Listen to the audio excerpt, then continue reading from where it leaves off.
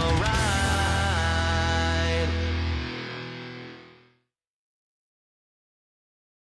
West Tigers faithful, back with you for another week, this time in a virtual capacity. The people who are recording this episode are real people, but they are just not next to each other now. One of those people is Joe McCord. He is my co-host, and he joins us live from the Pitch Studios in Brisbane. How are you, mate?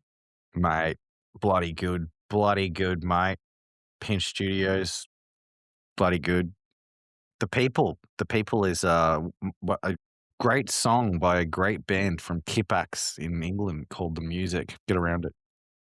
There you have it. Go and have a listen to that. And also, go and pre-save Strangers by Punch a Koala while you're at it. And while you're also doing that, like, subscribe, share, comment, interact with us on all various streaming sites, and as well as our social medias. I must admit, after the loss, as I always do, I tend to go dark for a little while. As far as I'm aware, there hasn't been too much major West Tigers news besides some typical Dreambula rumblings beyond the Bulldogs. I'm not going to give that any time because I feel like we've spoken about it ad nauseum. Mac, is there anything that you want to sort of touch on before we begin to review this Warriors game? We just know you mean you don't want to talk about the South game?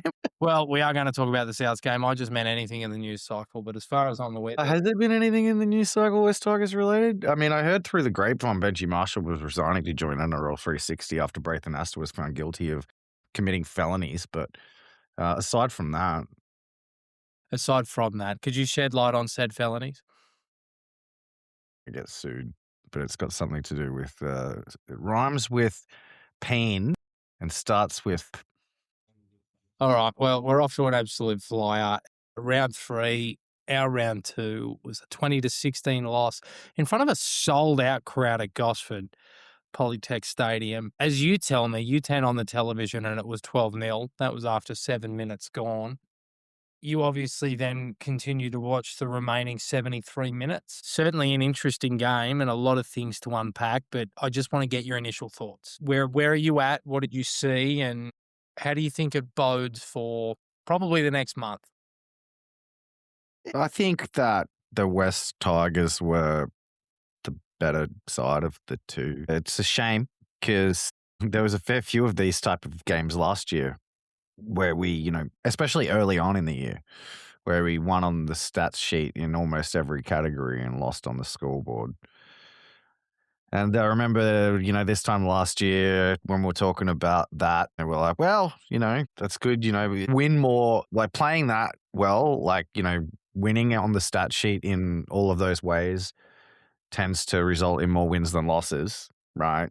But it's becoming an annoying pattern. I think that South's defended very, very well. Like I have to start there. It's always easy for a fan of a side that goes down like this to blame the attack, but like it takes two sides to create an outcome. And South specifically defended well where we're probably most likely to score points, I think. You know what I mean? Like Jack Whiten defended really, really well. Latrell Mitchell defended really, really well. Our back row that were like, really dominant in week 1 were quiet. I think we still won the middle quite comprehensively, which you and I both expected we would. But South also scrambled really well on their line. Like when we had moments where we were like, looking like we were going to put on points, they just really got up in our face and shut down plays early, which, I don't know whether it says more about the way the Cowboys defend or it says more about, the Tigers attack, but it seemed like the Tigers of this round just gone were a lot more like the 2025 Tigers, and that's a worry. Also, I'll probably have to apologise on behalf of past me for speaking so negatively towards South, considering the egg on my face. Look, I just want to take this time to apologise to absolutely nobody. The Mac does whatever the fuck he wants. Sorry, I swore. We promised we wouldn't, but here I go. But yeah, anyway, look, long story short, If that happens again, I'm going to start to get a little bit frustrated. But we'll give them one. We'll give it to South and say move on. Yeah, I think that's a good way to look at it. I think, you know, two things are true. We didn't attack very well at all, but South defended really well. And it felt like I appreciate in a lot of ways the patience that the Tigers showed, that they continued to keep coming back and peppering their line. But the lack of adjustment for mine was the worry, um, either from the coaching staff or the halves or the spine. I don't really know who is directly responsible for those things or whether or not they share blame. For mine, it just felt like there for a little while. We just expected the gaps to open, and we actually went away from those fundamentals. We've spoken about Adam Dewey at 7 ad nauseum through the preseason and even through a little bit of last year. And for mine, it's those subtleties of halfback play that we spoke about so glowingly of via Jock Madden that I feel as if we're missing and may have created more space for that Mm. right edge in particular. The left edge, it was disappointing in a lot of ways, but realistically, I think that obviously 2 tries came down that edge, and Luai did enough to obviously work back letting in those 2 tries initially, although, you know, Luke and Hiamasi also have their share of the blame there. But for mine, I just felt as if we looked a little bit more lethargic and attacked than what we should have, particularly when we had so much ball. Adam Dewey created that try against the Cowboys where Kai Pearce-Paul, he scores his first try off that beautiful short ball off Jareem. And it was that variation in speed and hitting the ad line at speed and playing nice and square and playing out the back. And I didn't really see that on Saturday night. And you could potentially put that down to conditions or the fact that it happened in the first half. But to have seen a variation in tempo or an intent to go deep into the line like that was a lot of the reason why I don't think there was space on our edges.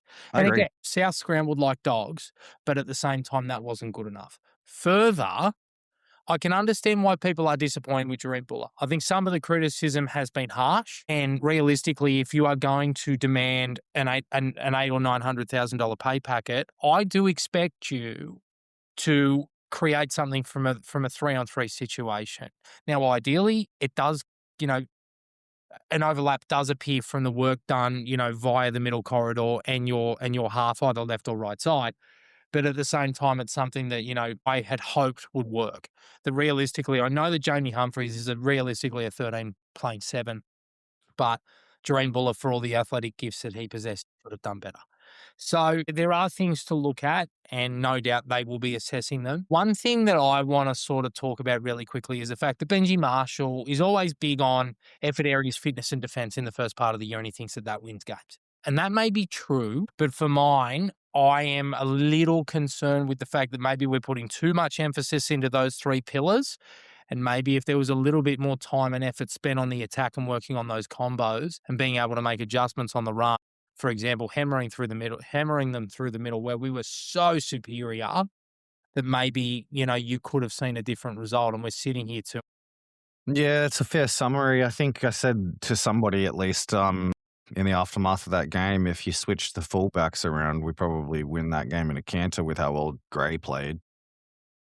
Yeah, he was really good and lick taken. Genuinely, he was excellent. Look, I've never seen him play a game like that, and usually he's a handbrake and attack, but credit where it's due. He was the best player on the field by a mile, and I don't think it's necessarily a coincidence that we got back into the game when he was off the field. With who? Sorry. Jai Gray when he went off for his H. Oh yeah. Sorry, I thought you said somebody else's name. I misheard you. Aside from that, I think that we were showed up by not having our starting centers. You know, having a makeshift center and a brookie up against Jack Whiten and Latrell Mitchell. Certainly, while they didn't super take advantage of it from an attacking perspective, which we maybe expected, Mhm. it made it really hard for us to threaten them. Marcy and Taruva, even like they had okay moments, like especially Sunia, I think like a few times sort of was threatening, but it wasn't in traditional structure. It wasn't in shape. It was, you know, sort of off the back of off the cuff stuff and or Sunia coming in field and doing what Sunia does from that perspective. I think yeah. And then I also feel like Generally speaking, if Jerome didn't get injured when he got injured, we probably would have won that game because we had all the momentum when he got hurt. And with 13 minutes left on the clock, just to score one more try, it's hard to imagine that we wouldn't have manufactured one with both him and Dewey on the field. Yeah, onwards and upwards. I still think it's promising. It's just probably part of it might be maybe under. Hopefully we're just underestimating Souths. Maybe Souths are actually a better side than we think they are. Well, Benji has them pegged as a top four side, and I don't necessarily agree with that, but maybe there is something to that school of thought in saying that. And I'm not here to necessarily make excuses. I think there were some reasons as to why we struggled, but at the end of the day, we came up against a side that realistically we should have beaten, and we had the knockover. We had 8% additional possession. We ran for nearly 300 meters more than them. We had the same amount of line breaks. We had 42 tackle breaks to their 29. And our tackle efficiency was considerably better, although that's not everything. It was wet. I think that our halves, Dewey spiral bomb, paid dividends for that second try. I don't know why we didn't go back to that. You know, they peppered Skelton all night. The first try comes from one of his errors when there was this, really, really good kick that was incredibly hard to take. I forget who it was for South, but he drops that. And then there's 2 tries off kicks that come afterwards that realistically were the difference. It's disappointing to sit here on the end of a loss. And look, I don't think teams are going to defend as well as what South did the other night. They were excellent. And having White and Latrell Mitchell, who are both elite defensive players, certainly helps on those edges, particularly when you've got guys out.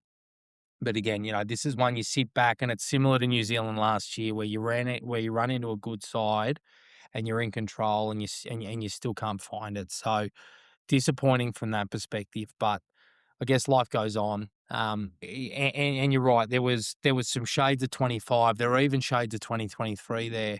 It's just how they respond in these coming weeks, even without Jerome Luai. There's one thing that I want to read. It comes from our great mate, Depressed Tigers fan, and he put up a post 3 days ago. And it was regarding proud of the effort, and I think it's worth repeating here because I think it embodies how we feel about it at the moment. I know for a fact this will be a very unpopular opinion, so do feel free to disagree in the comments, but I am sick of having to say this over DM, so I'm going to put it here instead. When discussing a historically unsuccessful team in the middle of a rebuild, I believe it is actively irresponsible to use the phrase proud of the effort because it promotes a culture of accepting mediocrity that needs to be avoided at all costs. Believe it or not, players and coaches do read your comments and they do feed off your energy. If you, the key stakeholder of the club, let them know that you're satisfied by a loss due to the effort brackets, which is the absolute bare minimum, given these people are paid hundreds of thousands of dollars to play a sport for a living, then they will continue to put in the bare minimum. Tonight's game was lost in close fashion, not due to the lack of effort, but a lack of execution, which comes down to the attacking system put in place by the coaching staff, either A, not working at all, or B, not getting through to the players. If this were to happen in the same fashion in 2025, which it did in multiple places, then being proud of the effort is okay. You are watching new players to the club in a new system where they were just learning. But this is 2026 and this is not acceptable anymore. I don't want to support a team that tries their best. I want to support a team that wins. And with a good amount of patience that the coaching staff has been afforded, a good effort is not good enough anymore. He goes on to say other things, but I think that probably embodies how we feel about the Tigers at the moment, right? That they've had all summer. There is no real major systemic change to the structures because the assistant coaching are in place. Kai Pearce-Paul is the only one that's realistically come in and changed up the starting 13. It is time. The rebuild is over. Put up or shut up. Is that fair? Yeah, I feel like that the comments directed at Benji Marshall because of how Benji Marshall came out in the presser. I think that that's probably what this particular person was pissed off about and trying to kind of like play the cards that he thought Benji should have played. I mean, when you think about how head coaches respond to things like that, they all have different kind of mentalities to it. When Ricky Stewart suffers losses like that, he always finds some way to blame the refs. Some coaches will literally say, just like Madge, mate, just not good enough, no matter what. We know that about Madge. Like Madge just does not believe in the concept of trying not to win every single game, no matter where you are in your rebuild. So Madge would have come out and said, yeah, just not good enough. We just didn't get our areas. Benji Marshall's mentality is probably a little bit more like Wayne Bennett, where he makes excuses for his players. At the end of the day, it doesn't matter what they say in the presser after the game. It matters what they say to the players behind closed doors where we don't see it. So to depressed Tigers fan, he is right, I think, from the perspective of like how the public should respond. I agree with that. I'm certainly one that is very conscious of what he said about players and coaches and that actually, following along with the rhetoric that the fans produce. But it's also, I think it's super necessary because, like you say, it is how we feel. I think, and West Tigers fans of all clubs are certainly not the sort of fans who, are like, yay, boys. No, we're all sick of it. We're not going to sit around and be like sing their praises when they lose. So it's not exactly a risk either. So I guess to say he's right, probably not that insightful of a comment. No, no, and I don't think it was insightful at all. It was just more in the sense of realistically, we are now at a point where the rebuild is done and it is time to see results. And that's fair enough. And look, we've had successful seasons, 3 of them. We've had 3 successful seasons. Yeah. We're in the first 5. We have lost matches. And that does happen. Obviously 2011, we lost to the Dogs round 1 in a game where it was similar to South. We had our fair share of the ball. We couldn't get it done. These things do happen. It's just seeing how we adjust for next week. Now, it is going to be a little bit different, and this is a little bit of a segue into the Warriors preview, although I am mindful that Logan Brookes / Deninger is due to join us in the next 5 minutes. But Jerome Luai is obviously out now with an MCL. Taylor May obviously has his shoulder complaint. Adam Dewey is apparently right to go, but Stafford Toa still isn't there. So it's, obviously a lack of cohesion, particularly on that left edge, is already beginning to rear its head. It's interesting times ahead, but how are you feeling about the absence of Jerome, and how badly do you think it'll be felt? I don't know. On one hand, I feel like Jock Madden and Adam Dewey's pretty decent halves pairing. We're going to probably now be stronger in terms of kicking game. And Jock leading. Jock's playing 6, hey? It's odd. Jock will be wearing the 6, yeah. Yeah. I don't know, man. Jury's out. Like, I'm not super stressed about it, aside from potentially the impact it might have on their belief as a group. I think a lot of they derive a lot of their energy and self belief from Jerome. Although that may not necessarily be the case anymore. Like that might have been just like his first year magic. You would hope so, because they're all, quality players in their own right, and they shouldn't need to, have Jerome Luai there just to put their best foot forward. They should be able to put their best foot forward anyway and win regardless. Yeah, it's an interesting contest we have this weekend because the Warriors have been in red hot form and look like they're not playing New Zealand in New Zealand this week is probably the last thing that I would have if I could have magicked up the round 4 fixture after last week's round. This would have probably been the very last thing that I would have been able to. Maybe this and Melbourne would probably be the 2 worst possible things that we could have done off the back of that loss. But at the same time, that's maybe a good thing, because they're not going to be able to go into this game and, roll over some side that they think is, and invariably lose to some side that they think is, beatable. Like if we had been, rolling into, I don't know, the Dolphins at Campbelltown or something like that this week, the side might not have got their best foot forward and got proper up for this, but at least the Tigers know that they're going to have to show up in their best form this week to even stand a chance. So that's going to put them psychologically in the right place at least. Yeah, I tend to agree. It is one of the tougher places to go and play, particularly after a loss and losing your biggest star. And obviously they have Luke Metcalf coming back. I think it's a really interesting one, and I'm curious to see how it stacks up because I think the game styles, at least, for all intensive purposes, particularly the Tigers, are pretty similar. Whereas, Souths have a poor forward pack and strike on their edges, and we have strike on our edges ourselves, although, both of our first choice centres were out. Our forward pack made short work of them. From my perspective, the Warriors have the best forward pack in the comp, but they also have some outside backs that are really good out of yardage, but are prone to the odd error, particularly Pompey and Leia Tower. And I would have said this if it was Chanel or Luke Hanson at 6 alongside Tanner Boyd. You know, they've got some really, really good discipline system halves that will just basically, you know, enact a game plan. It's now that I think we more have that now. Adam Dewey, I don't, you know, being the 7 now, I don't think he's necessarily going to be the X factor guy that he once was playing on the right edge at 6, you know, when Michael Maguire was coaching us. So it's a really fascinating one because I think that there are opportunities to score points the same as there was last week, and we only basically scored one try off an Ubby break and one try off a kick.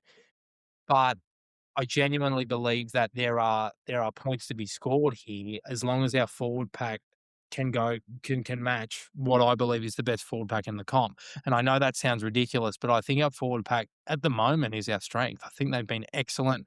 I think Happy Corus has been our best player to start the season. I think Alex Twal hasn't been too far behind him, and Sione Fainu and Royce Hunt have been phenomenal off the bench. There is not necessarily confidence, but there's upside to our side. And having Jock there and providing that it is going to be wet, because that's what they're forecasting, I think that plays into our hands with a Madden Dewey halves combination. Madden can kick back across the ruck. You know, he can pull the ball high in the air and he can buy us time, and we can back our kick chase and, you know, and back our line speed and really try and get into the grind from there. I don't mind if that happens. Last year was a pretty grinding sort of game. You know, you look at the tries that were scored, a lot of them were through the middle. Fanua Bole with some late footwork at the line. Latu Fainu just pinning the ears back and stepping inside them. Obviously, there was that, you know, the try that Halasima scored, which was just insane, where, you know, he sort of skips around Bird and Bird looks like he's on ice skates. But at the same time, like last year was a very sort of, it was a game that really swung. You know, there were the odd tries on the edges, but it was really a game that was played through the middle. And I don't think this is going to be too much different. Do you tend to agree? Yeah, I'm probably a little bit more optimistic about our chances than most people. I think we match up better with the Warriors than most other sides. I feel like the Warriors are also probably a little overachieving a bit so far this year. I don't necessarily like they're very well coached side, but on paper they have a lot of glaring weaknesses, and they're going to have 2 players coming back from injury this week, so they're going to be, you know, a bit rusty on combinations. If the Tigers show up in good nick and they show up and put their best foot forward and they play the game the way that they can play, they can win the game. Like it's a winnable game, very challenging. The number 1 overall draft pick of the 2025 West Tigers faithful draft pick. He's finally arrived. It's good to be on. Where are you recording from, Logan? Just at my house. Sweet. Are you in the Tigers house, mate? I was originally in like a homestay, like kind of setup thing, but yeah, towards the end of last year, I got my own place, so it's been good. How you finding it, mate? Are you because obviously your family's from Queensland, so how have you found like the jump in terms of like moving down here, having to cook for yourself, fucking doing your watch and all that sort of stuff?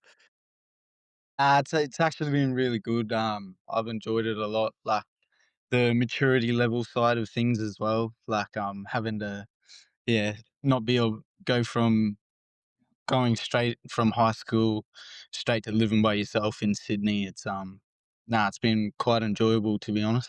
Nice, Sick. bro. Whereabouts in Sydney are you? I'm in Regent's Park, so I know Regent's Park. yeah, it's You can not catch bad. the train to Homebush when you start playing first grade. Yeah, it's pretty close to everything. So, well, for me at least. So, it's pretty good. Nice, man. Go on, Mac.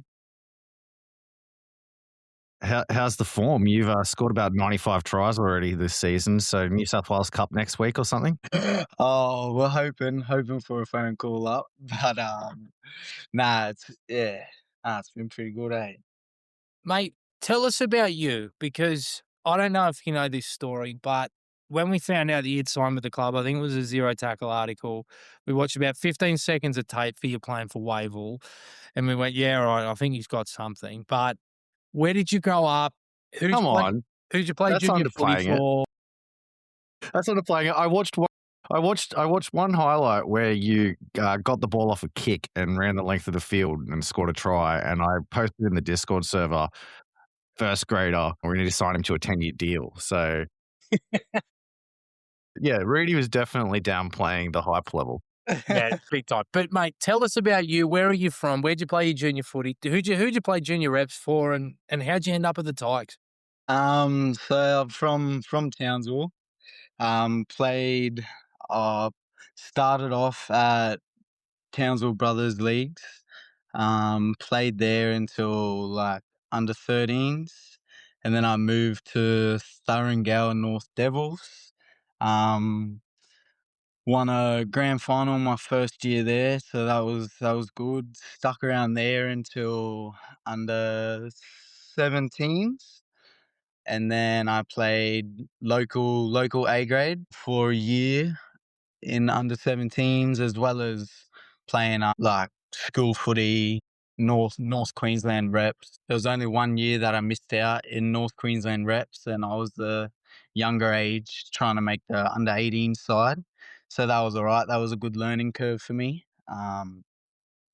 And then, yeah, then I got the call. My manager gave me a call before the National Queensland Schoolboys final the day before. And he said, "Oh, you've just been offered a contract by the West Tigers." And yeah, I was jumping in joy. I couldn't believe it was finally true. That's unreal, bro. So, um, obviously you came down here last year, had your first year of ball. Obviously you were 19, right? So obviously you were of age that year. Yeah, I was 18. I just turned 19 at the end of the year. Yeah, right. So from what I recall, from minute one off your kick returns and stuff, it was clear that like opposition teams hadn't done too much video off you, but your kick returns is some of the best parts of your game, right? But your ability to beat a man one-on-one, like Mm. how did you find that first year in SG? We'll talk about flagging a little bit, but talk to some of the differences between junior rep footy in Sydney and New South Wales compared to Queensland, and how you found that transition, and how you felt you went that year. Yeah. It was like an amazing comp to play in, obviously. Yeah, love the kick returns. Love seeing a staggered line in front of me. It's what gets me excited on the field. I'd say in comparison to reps like Mal Meninga, Cyril Connell, I played in both of them for the Townsville Blackhawks. I'd say SG ball is a lot faster. Like the footy down here is a lot faster. I'd say in Mal Meninga is probably a bit more physical, but it North Queensland boys. yeah, just like the contact, I'd say is a little bit higher, but compared to the speed and the pace of the game, and I think the ability down here is because there's such a big variety, I guess. Yeah, it's very high. But yeah, I was feeling that I couldn't play the whole season of SG ball. Had a couple niggles with injuries and stuff like that. But Mm. yeah, my experience in SG ball was, yeah, it was awesome. And then obviously going to flag, I remember because obviously Leon moved on, and then Shane came in, who I want to talk about Shane in a little bit because we're a big admirer of his work, Yeah, and don't tell him that. But I remember you hit the ground running in SG, but in flag it took you a little while to find your feet. And then that game against Canberra, when Tino kicked that goal from the sideline, you exploded that day. How did you find that step up, and when did you feel like there was a turning point? You went, "Oh fuck, I know what I'm doing now." yeah, no, it was a massive leap, like compared to really anything that I've played before, like competition wise, level wise, speed, physicality. Like, yeah, it was altogether just a massive step up. Yeah, I was a bit slow coming in. Like, it was tough being out the back, not knowing anybody. Like, it's hard to control a team and defense when you don't know who you're calling out to.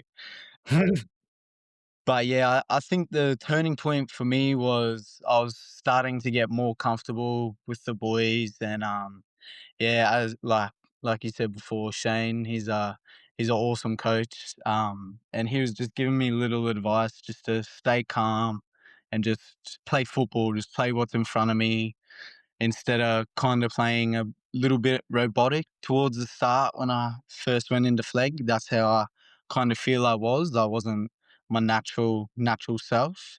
So yeah, him doing a little bit of work on the side with me really helped me to reach that turning point, and then yeah, started to get comfortable.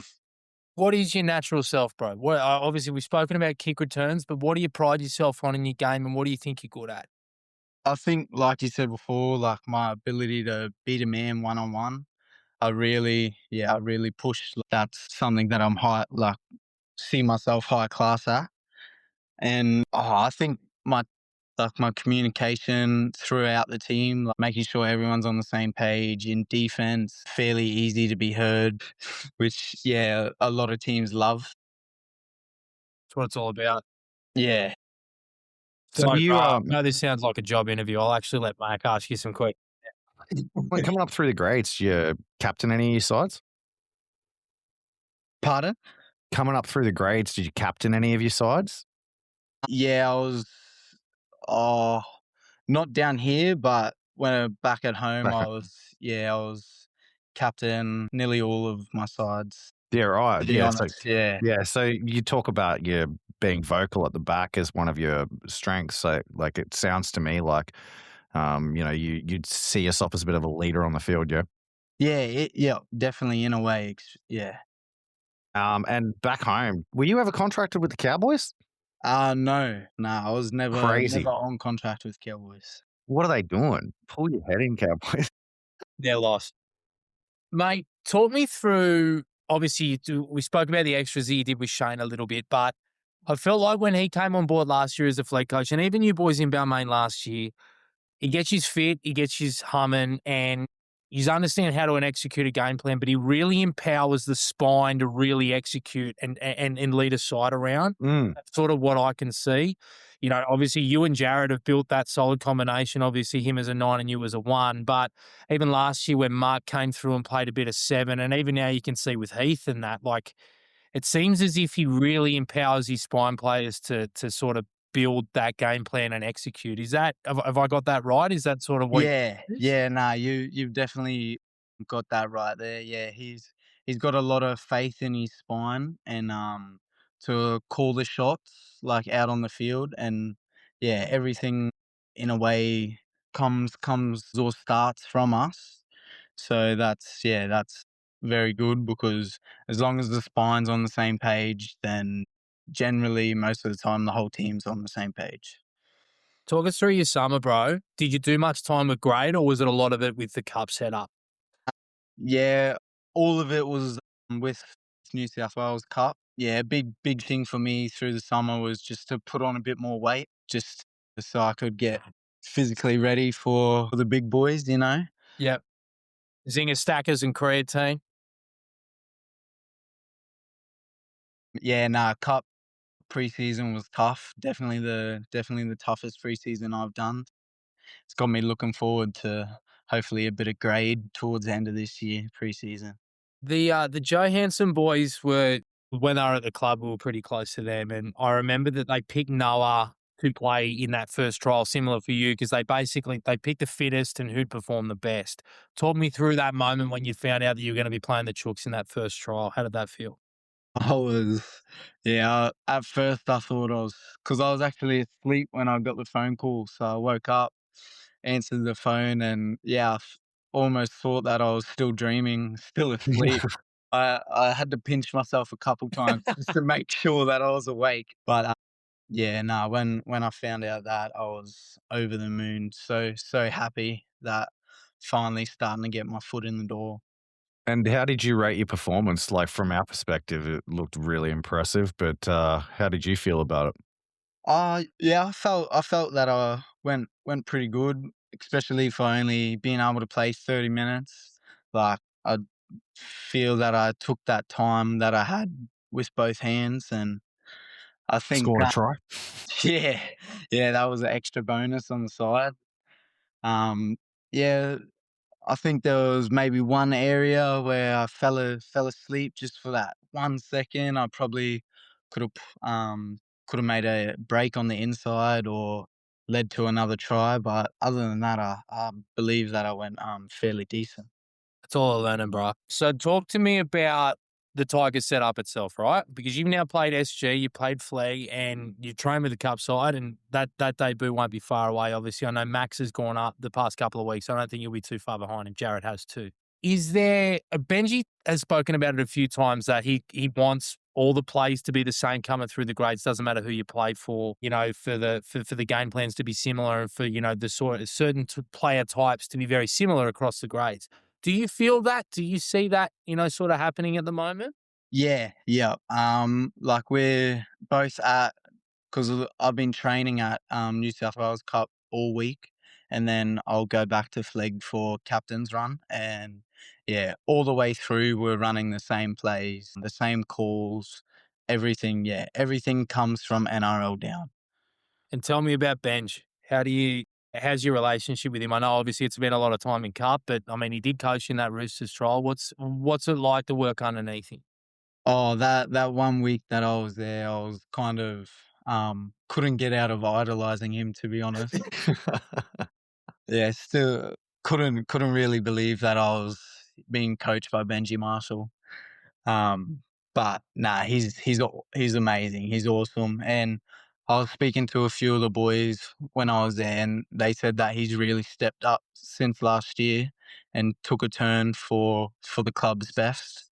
Which yeah, I could definitely see when I was up there, just how direct he was with his calls, how if something didn't flow properly, we were told how to make it flow properly, or if we couldn't execute, it was on the line. But yeah, no, it was awesome just to be around him, be around that energy and that class of class. You're also blessed to have probably the all-time great West Tigers fullback in the coaching ranks, Brett Hodgson. Have you had much time to, sit under the learning tree of Hodjo? Nah, he was giving me little tips here and there, but we didn't get to talk too much, which I'm sure that I'll be able to have plenty of conversations with him in the future. Absolutely, yeah. Can't learn from many better than him. Played above his weight for his entire career, and now you're even kicking goals like Hodjo. So Logan, you mentioned future, mate. What does it look like? Am I right in thinking that you come off contract end of this year? Yeah, come off contract at the end of this year. But to be honest, I'm not looking too much into it. More so just been looking week by week, just trying to build consistency in my game and the rest will come. You sound like a first grader already with something like that, bro. Oh, what's your post game feed? Whatever's closest. what about your pre-game playlist? What music's on your playlist? Well, it's a bit of a big mix, to be honest. Depends, like, if I've kinda got little time periods, like, before the game. Once it gets closer, I rate that. I listen Yeah, to my harder stuff, like my Tupac, my Biggie, my, DMX, my stuff, Eminem, man. Hell What yeah. are you, 35?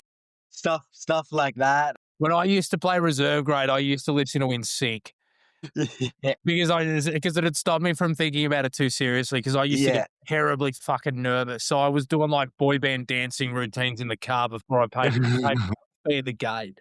yeah, and then, yeah, on the drive there, I'll kinda stay chill, listen to a bit of Taylor Swift, bit of Katy Perry, Love it. bit of stuff like that, so yeah. Man of genuine taste.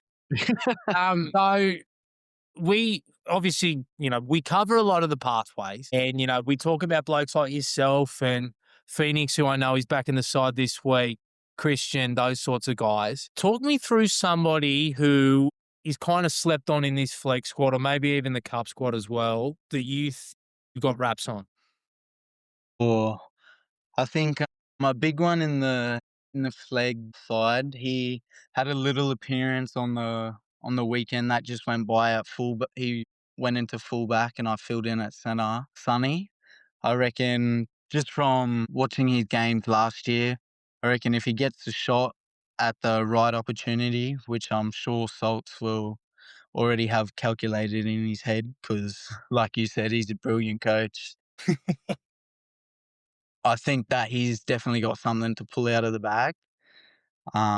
just from when we're at trainings as well, definitely. Mm. And at Cup, he's not slept on, but I'm keen to see him get into week in, week out footy. But Iverson Matai, he's yeah, nah, definitely keen to see what he can do at the Cup grade. Yeah, me too, man. Like, it's obviously hard at the moment because Javon's playing a lot of 6 and he started at 7, like, week 1, but, like, he's a genuine good, like, decent Mm. creates when out the back of shape. He's class, man. Like, Yeah. I was really I was worried we were gonna lose him. It was really good to see him turn up, particularly on the trial sheet. Yeah, he's got something, bro. I think you bang on there.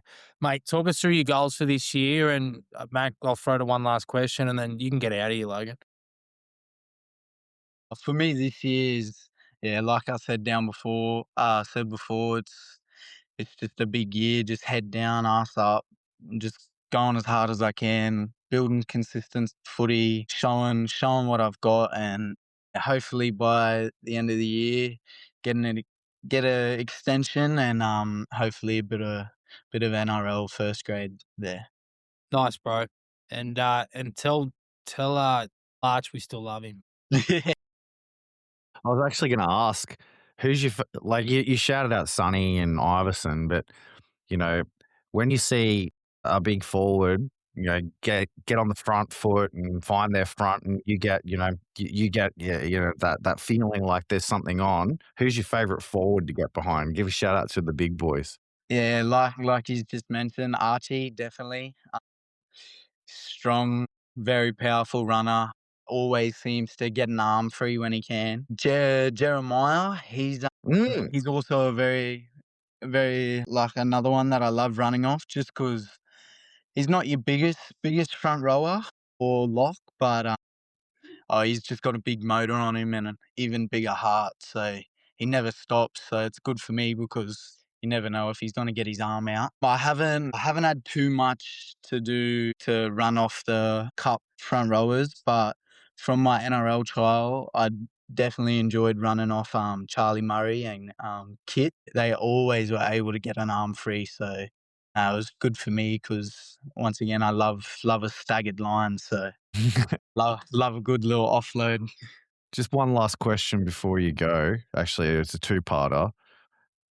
Who's your favorite team and who's your favorite current NRL player?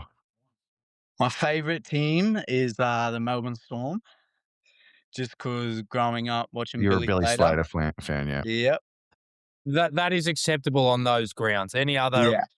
He's from North Queensland. Billy Slater's also from North Queensland. Yeah. yeah, that's why I said it's acceptable. Fullback from North Queensland. It's totally fine. Yeah.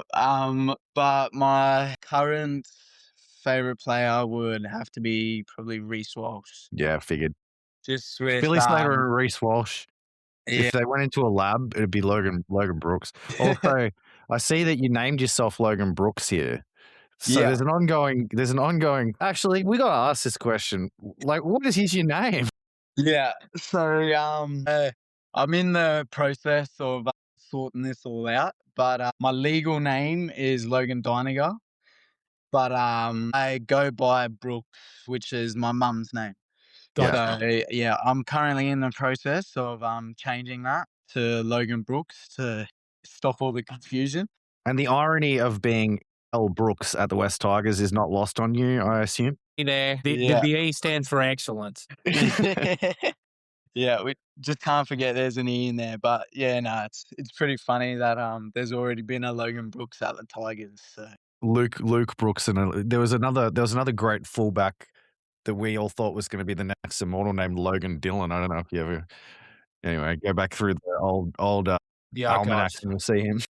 yeah, Anyway, mate, thank you so much for coming on. We'd wax lyrical about you most weeks, but it was good to finally, get to know you properly and understand what makes you tick. It's, hopefully your cup debut's local and I'll come watch. Wishing you all the best this week, and mate, always a pleasure, and you're welcome back anytime, providing that you actually like us and you actually want to hear us again. cheers. Thank you very much.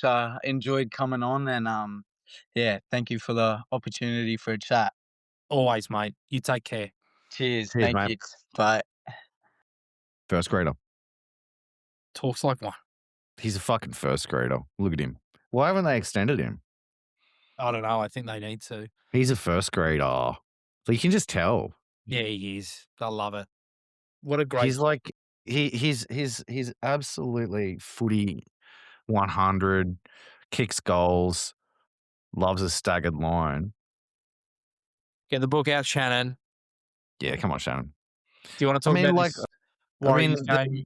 I was going to say, like, you know, he's got a little bit of the Benji Marshall story. Like, Benji Marshall played, the Queensland lower grades, came down from Queensland after starring in the schoolboys like Logan did. So, and then we got Brady Hodgson there as well. So, he's got some interesting NRL coaches in front of him if he can push through. So, that was awesome to finally get him on after talking about him for the last year and a half. And there's hope for the kids yet if they're still listening to DMX pre-game. How's that? Yeah. Like, what are you, 35, 45 years old? Elite area. Max. That was mad, bro. Damn, When I Max. heard that, I was like, I get it now. I see it. Yeah, well, it's from Townsville. They're still like that's still like current music up in Townsville. Well, he was dressed like Morgan Wallen. I thought that was. I was gonna 100%. ask if you. I was literally gonna say, you seem like a Morgan Wallen fan. I was like legit gonna say it. Now I wish I had. But anyway, let's crack on with the proper Warriors preview. Yeah, for sure. Similar to what we spoke about. Styles make fights, and these are, from my perspective, two sides that are similar in a lot of ways. We're really going to rely on their forward packs and create momentum through the middle corridor. Halves that are going to kick well and, try and execute a game plan as best as possible.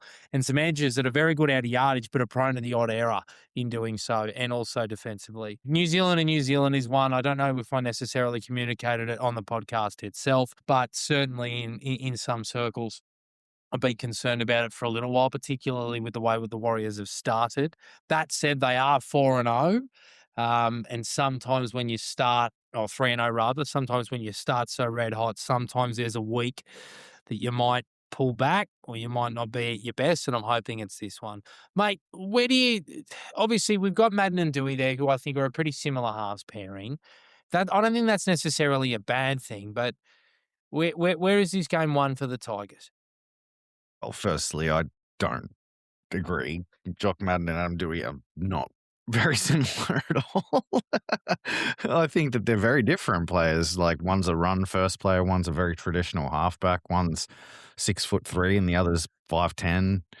No, I think they're very different players. I think that they, as a halves pairing, are kind of okay. That's the reason I actually do think they're kind of an okay halves pairing, because they do different things. They bring different things to the equation. I think in a very traditional spine format, Jock Madden is a 7, Adam Dewey is a 6. I guess, but Benji prefers to play the left-right sort of halves where they both kind of play one off the rock depending on what the team's doing type thing. But well, I'm a little bit excited to see it. I think I do still believe Jock was pretty close to pushing himself into first grade off of his off-season and pre-season form. I don't think anyone at the club is too concerned about him. I mean, losing Luai aside, I think Jock Madden has probably done all he could have to be prepared for this and arrives in pretty good form. Shame he hasn't played in about a month, given that he's been named on the bench in NRL, missed out on the first 2 rounds of New South Wales Cup, plus, didn't play a game until this is his first game since the trial, right? So that's maybe a little bit of an overlooked element here. He hasn't played a game of football in about 5 weeks, even though he's been fit. But, in saying that, it probably means if he did have any niggles from the off-season or from those trial games, he'll be in pretty fine fettle. Yes. It's worth mentioning that Adam and Jock have played together. Yeah, they would have. They have. They orchestrated that great win against the Broncos 32-18 in 2022. But unfortunately, that is the only win they had out of 6 games. They had 5 losses. I remember that game. That was at Suncorp. It was. Now, I was there. Yeah, I think you were actually. Obviously, that was a great game. Yeah, Jackson Hastings at 13. Look, yeah, I remember that game, yeah. Yeah, it's worth mentioning that obviously, that side was on its knees in regards to, Yeah. injuries, and it was in a random holding pattern. What's the what 2002 Tigers versus Broncos, Jock Madden, Dewey? There would have been some bloody strange players named in that side. I can run through the side for you. So Yeah, do it. Dane Laurie at the back, Brent Naden and Ken Marlowe, Bond Lord in solidarity. Ketamine Ken. Yes, Ketamine Kenny. The centers, Staffatoa and AJ Kepa. Dewey and Madden the halves. The forward pack was James Tarmal, Manu Brown. I forgot he had a sojourn with us. Joffa, Alex Seafarth, Kelma Tuolangi, and Jackson Hastings. The bench was Bolle, Musgrove, Austin Diaz, Penrith New South Wales Cup superstar Austin Diaz, and Tyrone Peachy. Yeah, that's actually not that bad of a side. They beat they beat a side that night that had Staggs, Mariner, Mam, Reynolds, Flegler, Haas, Kurt Capewell, Pat Carrigan, Keenan Palacia. Yeah, right. I'm just trying to see if I can remember. Oh, yeah, Dewey scored the match winner. Just looking at a bit of I'm reading an article. Young playmaker Jock Madden ensured Brooks wasn't missed in the first.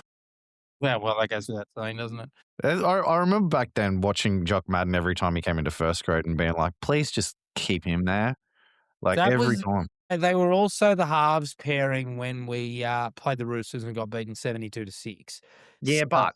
Yeah, so, and wasn't their we got fault. shellacked by the Raiders 56-10. So they've been on. It's never the halves' fault when you lose by 50, mate. Well, Adam was spot setted by the Roosters constantly that day. I remember that. I remember that pretty clearly. But his defense has improved since then, for sure. Also, in this article, probably the funniest line: Naden bombed a golden chance for a second try late in the first half. Naden bombing tries. It's like peas and carrots.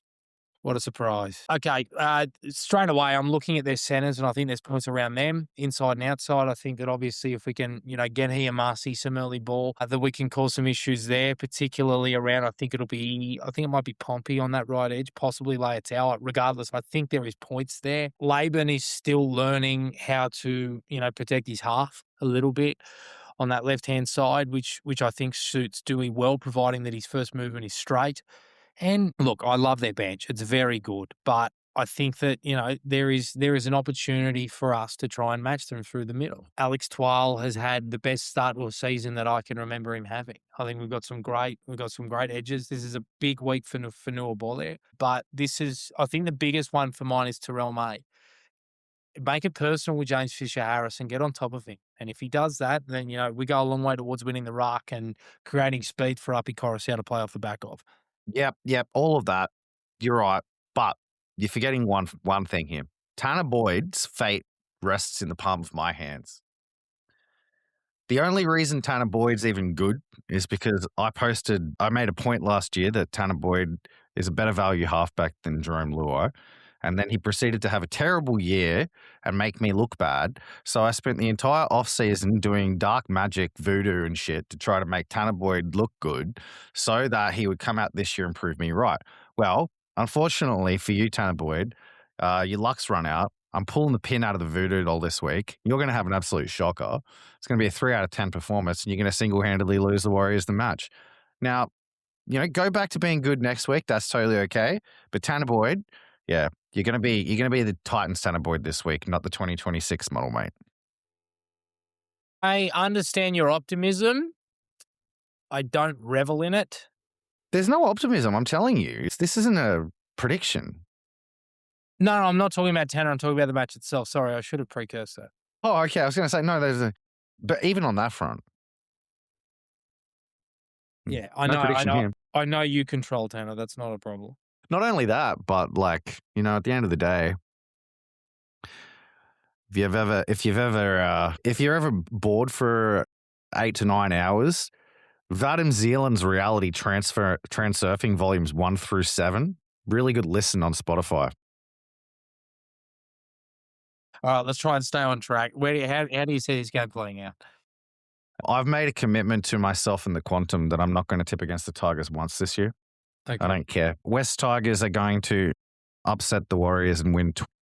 Wonderful. I think it'll be tight because because of the weather and the fact that we are stylistically similar, but I don't see a win in our midst, unfortunately. I'm not willing to put a score on it because that would be rude. Okay, pathways. Last week, Devastating week for the pathways, it was horrific. except for the MacArthur West Tigers, who both have made the GF. Yes, which we will wrap in depth next week. We'll review those games properly. So stay tuned for that. And congratulations to both of those teams on making the grand finals. I saw them both, albeit when they were rotating the sides midway through the year against the Western Rams in both grades.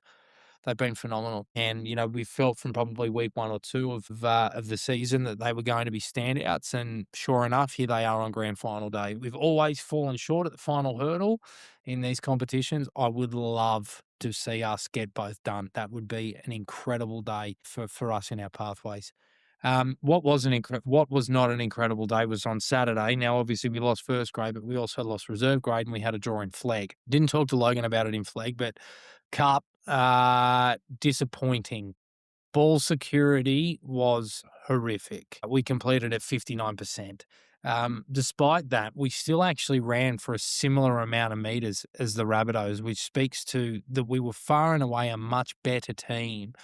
But realistically, it was that lack of ball security and a lack of cohesion, particularly again with no Tristan Hope and Jock Madden after they would have trained a lot of the preseason like that. It's been pretty disappointing from that perspective. I thought Javon Andrews had some good touches.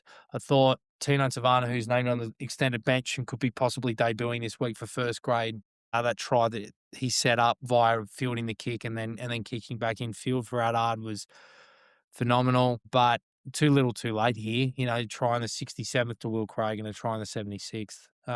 It wasn't good enough. And that back line it's a bit part at the moment with Fainga'a and Craig in the centres. And obviously Andrews is used to playing, outside Jock. So it's been a tough one. And it was reflected in that match where again, I sit here last week and I went, we should win. And we don't, which is disappointing. Yeah, it sucks. New South Wales Cup, I think, couldn't have got an easier start to the season. The first two sides they played would have been my tip for last and second last. Yep. And they lost both of them. Not good. Not at all, especially when you're going to play the defending premiers this week, who have had a slow start at the season, admittedly. They're 1 and 2, but after having Penrith pick the eyes out of their team. But yeah, it was disappointing. And there are a couple of guys, Maverick Gore in particular, who I would expect to be a lot better next time out. I think that we have suffered at the hands of the 6-man bench with Benji's decision to pick Jock Madden. I feel like Jock Madden plays 7. We probably win both those games. It's like because he's so much better than that level. So yeah, it's a shame. Onwards and upwards for those boys who play the Warriors on the weekend. In terms of team news, so Tino's obviously on the extended bench for grade. Jessesi is out for whatever reason. And Lachlan Broadalow and Will Craig have also filtered out of that side. Flagged 22-all draw with South. This one's disappointing. I think they should have won. Logan mentioned that obviously he moved to centre to accommodate for Sonny Edwards-Mweke after, I think it was Ryder Huth went off. It was Jack Nicholas actually, and everybody shuffled out. That was a little bit disappointing. Sonny played good, but Logan's right. Like, Sonny was probably the best player. Yeah, I thought Heath Pritchard had a good game too. Yeah, Heath played well. And so did the guy you just mentioned, Ryder Huth. Never seen him before. He's pretty good. Yeah, he's played a couple of games of Queensland Cup. So, yeah, definitely something to like there for sure. I thought Archie held his gloves up and did well, but it's a game where I sort of looked at and went, we've won that one realistically. But Souths aren't anything to scoff at in flex. So to come away with a point, it's not all bad. What did you make of it? Yeah, should have won. 1 point's better than none. I think that they probably didn't quite capitalise on quite enough of their chances, and Souths were able to capitalise on more than their fair share, if I'm being honest. I think that there was probably a 2 tries better side, I think the Tigers were on the day, but didn't end up reflecting on the score sheet. It was just one of those weekends, unfortunately, across the grades. But look, I mean, if the curse was in for everyone across the grades and the flag side only managed to get to a draw and not an outright loss, they're probably winning the GF. This is how the universe operates. There you have it. Christian Torpau-Moore's Phoenix got an 8 MP to tie back in that side next week. They've been promoted from SG Ball, probably because they can't mathematically make the 8 Yeah. anymore because of what they dished up on the weekend. I thought they had finally awoken. The try that Peter Ty scored in the 2nd minute was incredible. The try that Glassy scored in the 10th minute was even better. It speaks to why I drafted him. Go and have a look at it. Just the way his movements. He doesn't lose speed when he changes direction. Like he's really beginning to have those classy touches, a little bit like we sort of hoped and predicted in a lot of ways, which is great. But the thing was that after the 23rd minute, we almost just put the cue in the rack and we lose that game. It was so disappointing. Like realistically, it should not have happened. We sit here, extremely disappointed. And I am. It's one that really, really hurts. And it's a game where you play against this Bulldog side. I know they didn't have Brighton, who's a great player. They were missing a few others. Like we should have won that game. That one hurt. Did you see any of it?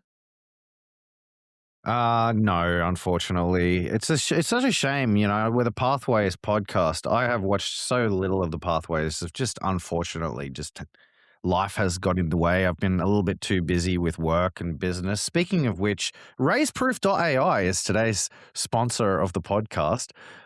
Visit raiseproof.ai. If you have a new startup and you're trying to get fundraising, you're trying to raise your seed, your Series A, your Series B, your Series C through Z. It doesn't matter. Create your pitch deck, upload it, connect with over 66,000 investors on the raiseproof.ai platform today. That's a quick segue there for one of the things that I've been working on this year. That was great. Thank you. And shout out to our wonderful sponsors. Raiseproof.ai. Raiseproof.ai. I did that on purpose. We lost to the Sea Eagles. We as in Balmain. Blake Van Dree with a double. That kid has a knack of finding the line. And my God, like just the courage/suicide lines. He's a legend. Runs there. I reckon we need to get him on the pod. Blake Van Dree. We just had Max 2025 number 1 draft pick on the podcast. You are the 2026 number 1 draft pick. Come on the podcast. You are welcome here. This is a safe space for you, my friend. There you have it. I thought Ashton Large very much showed us what we've been missing. I reckon we'll get him back. That'd be nice. He's a phenomenal number 9. I thought that the centers for Manly just blew us apart, which hurt, but it's true. Yeah, there's not much more to say. They continue to get themselves in strong positions, Balmain, but they fall away. Whether it's a personnel issue or it's a mental issue, that's for Bronson and Roy to work through. But yeah, it just wasn't there on the weekend, which is disappointing. Wes Harold Matts had a very, very similar capitulation to their SG Ball counterparts. I thought Isaac Isdale playing halfback was interesting. He's very, very different to his brother, but I thought he had some really good touches there and did some good things. I thought Kingston Finau down that left edge was solid. I thought Monson Hopewadi, scored a great try. Yeah, I'm disappointed, I must say. Again, impressed by Searle and Cosgrave. Again, I think both of them have done well. I think Zeph Finau's efforts, are befitting of a man that's going to do some great things. Yeah, I just look at this game as well and I just go, it's one that we should have won, and unfortunately, we're now 1-6. Like that's really disappointing. On the flip side, though, obviously Harold Matts for Balmain had a wonderful showing against the Sea Eagles, and this time it wasn't Tommy Arroyan sort of pulling the strings. I thought the left edge looked really, really good. I was really impressed with that. Cesaro, again, deep and straight into the line. I thought Zach Bashara did beautifully to score his try, but also to set up Kerr at one point. Sione Meyer looks an unreal kick target. He's caught my eye again. I'm a big fan. I think he's big, tall, and athletic. When he fills out, he's going to be unreal. Yeah, they've done really well. They've done really, really well, Balmain. So it's a credit to them. I'm not too sure whether or not where they're sitting in the hunt for finals. They're 2 points out of the 8, so they've got to win these next 2 and hope the results go their way. They've got the Dogs, who, as you saw last week, should have went down to West. I'm not too sure who they've got the next couple of weeks, but we'll see. But a win is always good, and that's a massive help. LD Cup, 38-12 winners, victorious against the Newcastle Maitland Region Knights. James Lanyon is back, which speaks to the fact that obviously they realise now that SG Ball for West is a foregone conclusion. I will admit that I haven't seen this game and I will need to in the lead up, but there's a lot of guys in here that we are keen on. Obviously, James, who we just spoke about, Caleb Salanai, who played halfback on the weekend, who's the fullback. I think he's got something to offer. I love Kai Penfold, and I think Jake Gaffney's got a lot to offer as well. So we Brock await A. Church. the grand final there against the North Rivers Titans, 1:15 on Saturday at Port Macquarie. Meanwhile, the Andrew Johns Cup boys, they were 28-14 winners, victorious over the North Coast Bulldogs. They're really winding up, these boys. I'm very, very excited. Again, there's a couple of guys that I'm really keen on. Molatoni Talanoa, I think, has a lot to offer. I'm keen on Denham Segalis, who moved into the back row. I'm also keen on Hamish Butler, who moved to the bench from the back row to accommodate Denham on an edge, and Jai Milford as well. I'm really keen to see these boys go to work in a grand final, and this is what it's all about from Pathways perspectives. Getting into grand finals, and they're there now, and hopefully, both teams are victorious on the weekend. I'll have to dust off the quote from about 5 weeks ago where I said I reckon both of our MacArthur West Tiger sides would make the GF. Literally said that. Do you remember this? It was a thing. Yeah, I think you did. I think you did. Bryce been bullish on Flag, and I'm pretty keen on Cup, but at the moment they've been. Yeah, forget Cup. Forget Cup. That's over. We're done here. They're I'd be backing them for the spoon at this rate. And first grade? Yeah, still confident. Bryce Blatch is another name from the MacArthur West Tigers, Andrew Johns Cup side, back rower. Big raps on Bryce Blatch. Big raps and a big man. Yeah, he's a big kid and he scores a lot of tries, and he's a very sort of Ethan Roberts-ish kind of back rower kind of player. Speaking of which, geez, where's he? Round 6, got a broken foot. I'd love to see this guy in a Tigers jersey. You know what I mean? Like, it's been I haven't even seen him. Does he exist, or is he a figment of our imagination, Jared? I think he exists, but yes, whether or not it's in this dimension or another, I'm not. Yes, good. That's the way to put it. He is currently residing in a parallel universe. Look at you, so frustrated that I continue to talk bullshit. The last thing that I will leave you with is a comment that I've just seen on West Tigers' latest Instagram post while they're in New Zealand. Charles Bashara 11, please put Herbert in Onstead, has experience in the centre role, and sign Jenkins. Sign Jenkins? Sign Jenkins. Fair enough. See you next week. Good luck to all West Tigers affiliated teams, particularly First Grade Cup, LD Cup, and AJ Cup in their grand finals. Bye. Stay faithful. We're only strangers.